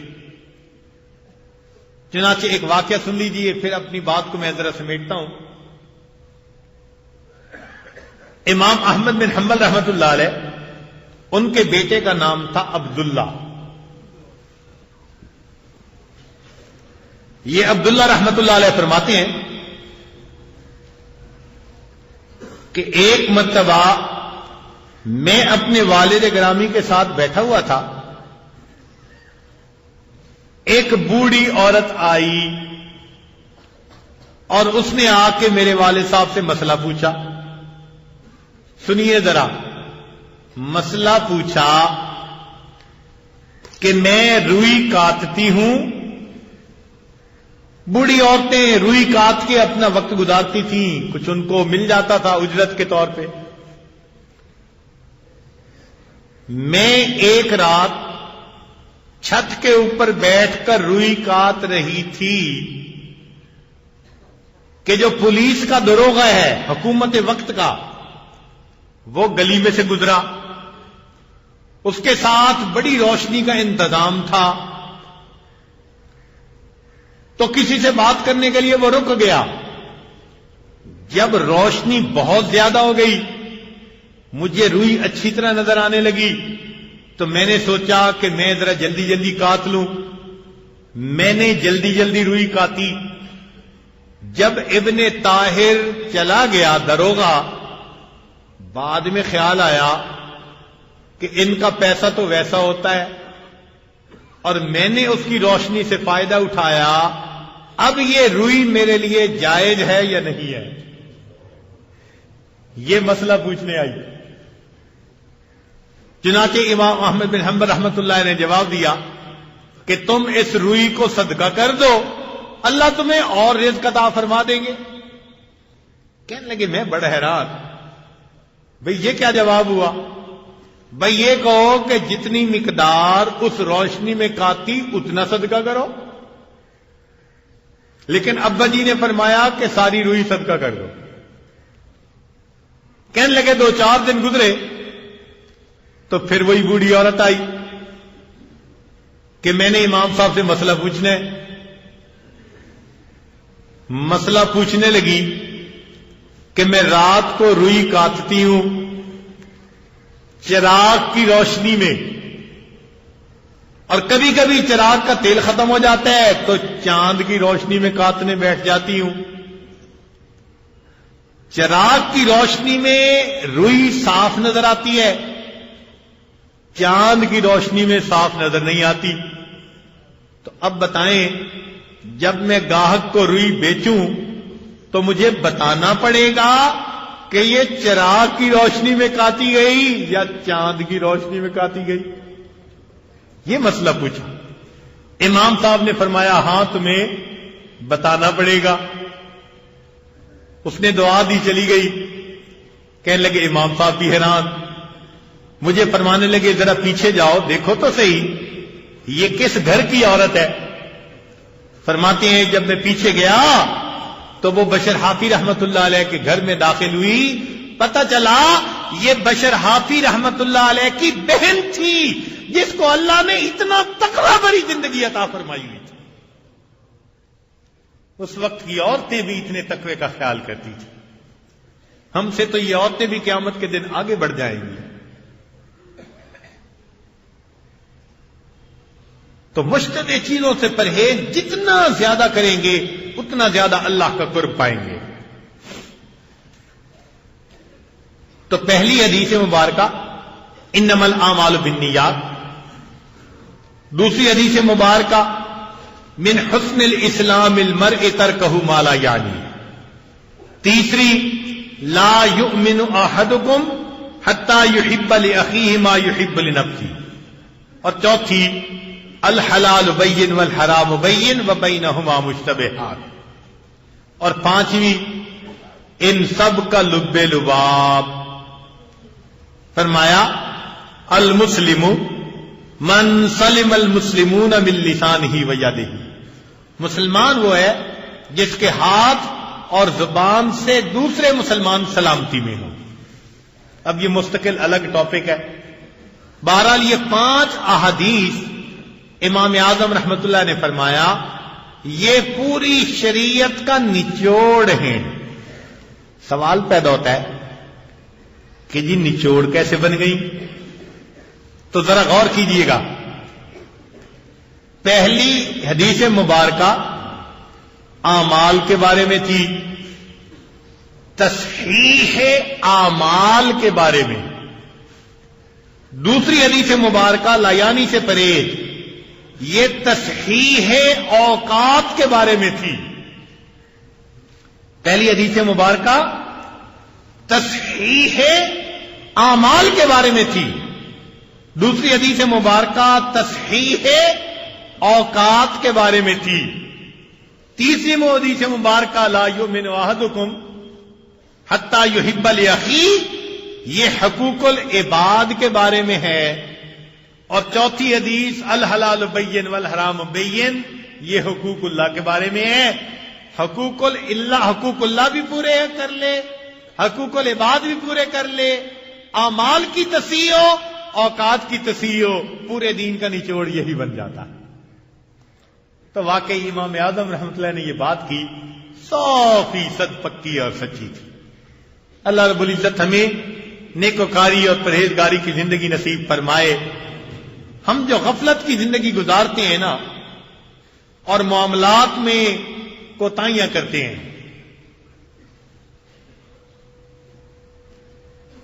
بالکل بے سینگ کے بکرے نظر آتے ہیں، بے سینگ کے جانور، جو قریب آیا اسی کے ٹکر لگا دی. ہر طرف تنقیدی نظر، ہر ایک کے عیب ٹٹولنا، اپنی خوبیاں نظر میں اور لوگوں کے عیبوں پہ نظر رکھنا. یہی تو انسان کی برائی کی پہچان ہوتی ہے. دوسروں کے حقوق کی رعایت نہ کرنا اور اپنے آپ کو بڑا اللہ کا مقرب سمجھنا، یہ کیسے ممکن ہے؟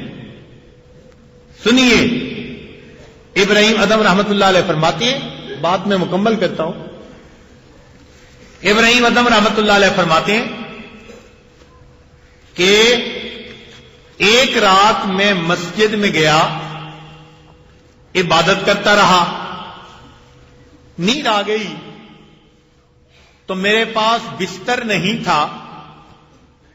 میں مسجد کی صف کے اندر لپٹ کے سو گیا، یعنی صف کے اوپر لیٹا اور رول کرنا شروع کیا تو میرے اوپر صف آ گئی. اب میں مسجد میں سویا ہوں، کسی کو پتہ ہی نہیں. کہتے ہیں کہ کچھ اہل اللہ مسجد میں آئے اور انہوں نے آپس میں گفتگو کی. ایک نے ان میں سے کہا یہاں کوئی غیر نظر آتا ہے؟ تو جو ان میں بڑے تھے نا کہنے لگے ہاں، یہ ادم کا بچہ سویا پڑا ہے اور یہ کہتا ہے کہ مجھے ولایت مل جائے. اسے ولایت کیسے مل سکتی ہے؟ اس نے فلاں بندے کی کھجور بغیر اجازت کے کھائی ہوئی ہے. کہنے لگا میں تو چپ کے سنوں کے پڑا رہا. وہ اپنی مجلس کر کے چلے گئے. مجھے خیال آیا ہاں میں نے کل کھجور خریدی تھی اور ایک کھجور اس بندے کی نیچے گر گئی تھی. میں نے گمان کیا یہ میرے حصے کی کھجور گری ہے تو میں نے اٹھا کے منہ میں ڈالی تھی. وہ میری کھجور نہیں تھی، وہ دکاندار کی تھی اور بغیر اجازت کے میں نے کھائی تھی. فرمایا اس کھجور کے کھانے کی وجہ سے اس کو ولایت کیسے مل سکتی ہے؟ فرماتے ہیں اگلا دن ہوا، میں نے جا کر اس سے بلا اجازت کھجور کھانے کی معافی مانگی. جیسے بندے نے مجھے معاف کر دیا، اللہ نے مجھے ابدال کا مقام عطا فرما دیا. اور یہاں تو پھر نہ حلال نہ حرام، اوپر سے تسبیح اندر سے میاں کسبی، اوپر سے لا الہ اندر سے کالی بلا. قیامت کے دن اگر حقوق العباد دینے پڑ گئے تو کیا بنے گا؟ اس لیے صحیح صوفی وہ ہے جو ایسی زندگی گزارے کہ قیامت کے دن اس کا گریبان پکڑنے والا کوئی نہ ہو. صحیح صوفی کون ہے؟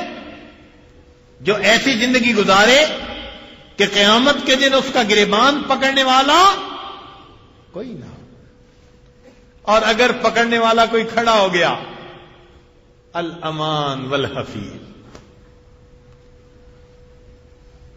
قیامت کے دن لوگ اللہ کے سامنے پیش ہوں گے فرادا کما خلقناکم اول مرہ، ایک ایک کر کے. ایک جیسے ایئرپورٹ پہ مشین میں سے سکین ہو کے جاتے ہیں نا، اسی طرح اللہ کے سامنے سے گزریں گے اور فرشتے ان کی سکیننگ کریں گے دلوں کی.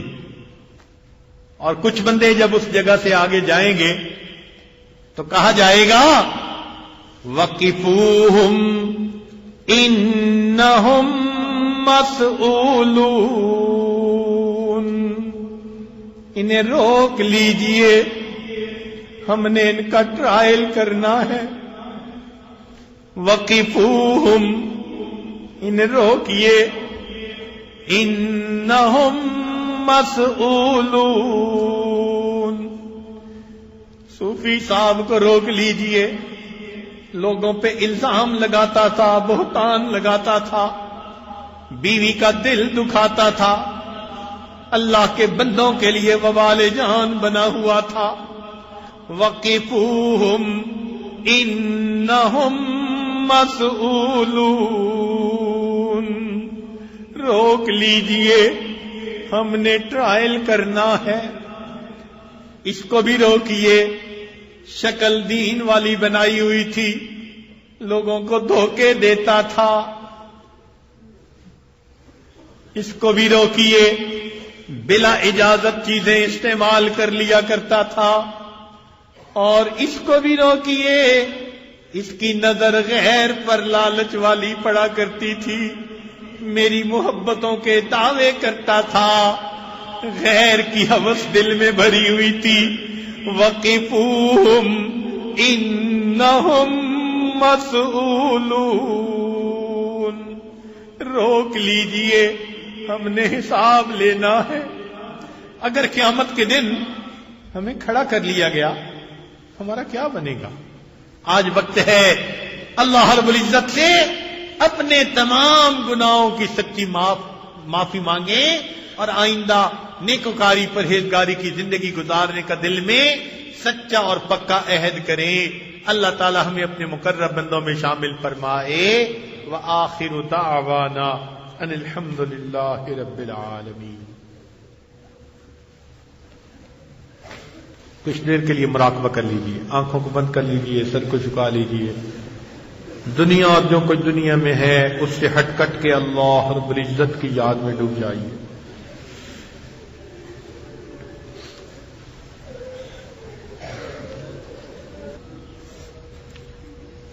لا الہ الا اللہ محمد رسول اللہ. دعا کر لیجیے. سبحان ربی العلی الوہاب اللہم صلی علی سیدنا محمد وعلی آل سیدنا محمد وبارک وسلم. اے مالک، ہم آپ کے عاجز مسکین بندے ہیں، ہمارے گناہوں کو معاف فرما، خطاؤں سے درگزر فرما، عیبوں کی پردہ پوشی فرما. اللہ درنگی کی زندگی سے محفوظ فرما، دوغلے پن سے محفوظ فرما. اللہ ہمارے من کی گندگیوں کو دور فرما. اے اللہ، ہم اپنے آپ کو آپ کے حوالے کرتے ہیں، پیشانی کے بالوں سے پکڑ کر اللہ ہمیں نیکی کے رستے پر چلنے کی توفیق عطا فرما. اللہ ہمارے کھوٹ کو دور فرما، معصیت کی ذلت سے محفوظ فرما، طاعات کی عزت نصیب فرما. اللہ معصیت کی ذلت سے محفوظ فرما، طاعات کی عزت نصیب فرما. ہمارے ہاتھ گناہ کے لیے بڑھنے لگیں، بڑھتے ہاتھوں کو واپس فرما. قدم اٹھنے لگیں، اٹھے قدموں کو واپس لوٹا. اللہ اپنی رحمت کا معاملہ فرما، اپنی محبت ہمارے دلوں میں اے اللہ بھرپور فرما. اے اللہ ہمیں اپنی سچی محبت نصیب فرما، ذکر کی چاشنی نصیب فرما. ہمارے ظاہر کو اپنے نبی صلی اللہ علیہ وسلم کی پیاری سنتوں سے سجا اور ہمارے من کو اپنی معرفت سے منور فرما. اے اللہ ہم سے زندگی میں جو خطائیں ہوئیں ان سب کو معاف فرما. آئندہ نیکوکاری پرہیزگاری کی زندگی نصیب فرما، جسمانی بیماریوں کو دور فرما، روحانی بیماریوں کو دور فرما۔ اے کریم آقا درگزر کا معاملہ فرما۔ میرے مولا مجرم کسی آقا کے سامنے حاضر ہوتا ہے، شرمندگی کے سوا کچھ نہیں ہوتا۔ اے اللہ ہم بھی آپ کے دربار میں حاضر ہیں، شرمندگی کے سوا ہمارے پاس کچھ نہیں، نادم ہے، شرمندہ ہے۔ اے کریم آقا مہربانی فرما دیجئے، ہمیں اپنے عملوں کی بجائے آپ کی رحمت پر بھروسہ زیادہ ہے۔ وَرَحْمَتُكَ أَرْجَى عِنْدِي مِنْ عَمَلِي، اے اللہ اپنے رحمت کا معاملہ فرما دیجئے، گناہگار بندوں کی توبہ قبول کر لیجئے۔ رب کریم آئندہ نیکوکاری کی زندگی عطا فرما دیجئے۔ اے اللہ ہم اپنے آپ کو آپ کے حوالے کرتے ہیں، آپ ہمارے ایمان کی حفاظت فرما دیجئے، زمانے کے فتنوں سے حفاظت فرمائیے۔ اے اللہ یہ وہ وقت آ گیا، آپ کے محبوب صلی اللہ علیہ وسلم نے فرمایا یصبح مؤمنا ویمسی کافرا، آدمی صبح اٹھے گا ایمان والا ہوگا، رات بستر پر جائے گا ایمان سے خالی ہوگا۔ میرے مولا ایمان سے محروم نہ کر دینا، اے کریم آقا رحمت کا معاملہ فرما دینا، کرم کا معاملہ فرما دینا۔ اے اللہ ہمارے ایمان کی حفاظت میں ہماری مدد فرما دینا۔ اے اللہ رحمت کا معاملہ فرما، ہماری ان دعاؤں کو اپنی رحمت سے قبول فرما۔ جتنے مرد یہاں موجود ہیں یا دور عورتیں موجود ہیں، سب کے دلوں کی نیک مرادوں کو پورا فرما۔ اے اللہ جو چاہتے ہیں ان کی حاجات کو پورا فرما۔ رب کریم اٹھے ہاتھوں کو خالی نہ لوٹا، رب کریم رحمتوں کا معاملہ فرما۔ اے کریم آقا آپ کے محبوب صلی اللہ علیہ وسلم نے بتلایا مسافر کی دعائیں قبول ہوتی ہیں، اور اس حدیث میں یہ کہیں نہیں آیا کہ نیک مسافر ہو یا گناہگار مسافر ہو۔ اے اللہ اگر فقط مسافر کی دعائیں قبول ہوتی ہیں تو کتنے مسافر مرد، کتنی مسافر عورتیں اس مجمع میں موجود ہیں۔ اے کریم آقا مہربانی فرما دیجئے، چل کے آنا قبول کر لیجئے۔ اے اللہ یہ چل کے آئے ہوئے لوگ ہیں، میرے مولا ان کی اخلاص نیت قبول کر لیجئے۔ اے اللہ 100 آدمیوں کا قاتل نصرہ بستی کی طرف چل کر گیا تھا، آپ نے چلنے کو قبول کر لیا تھا۔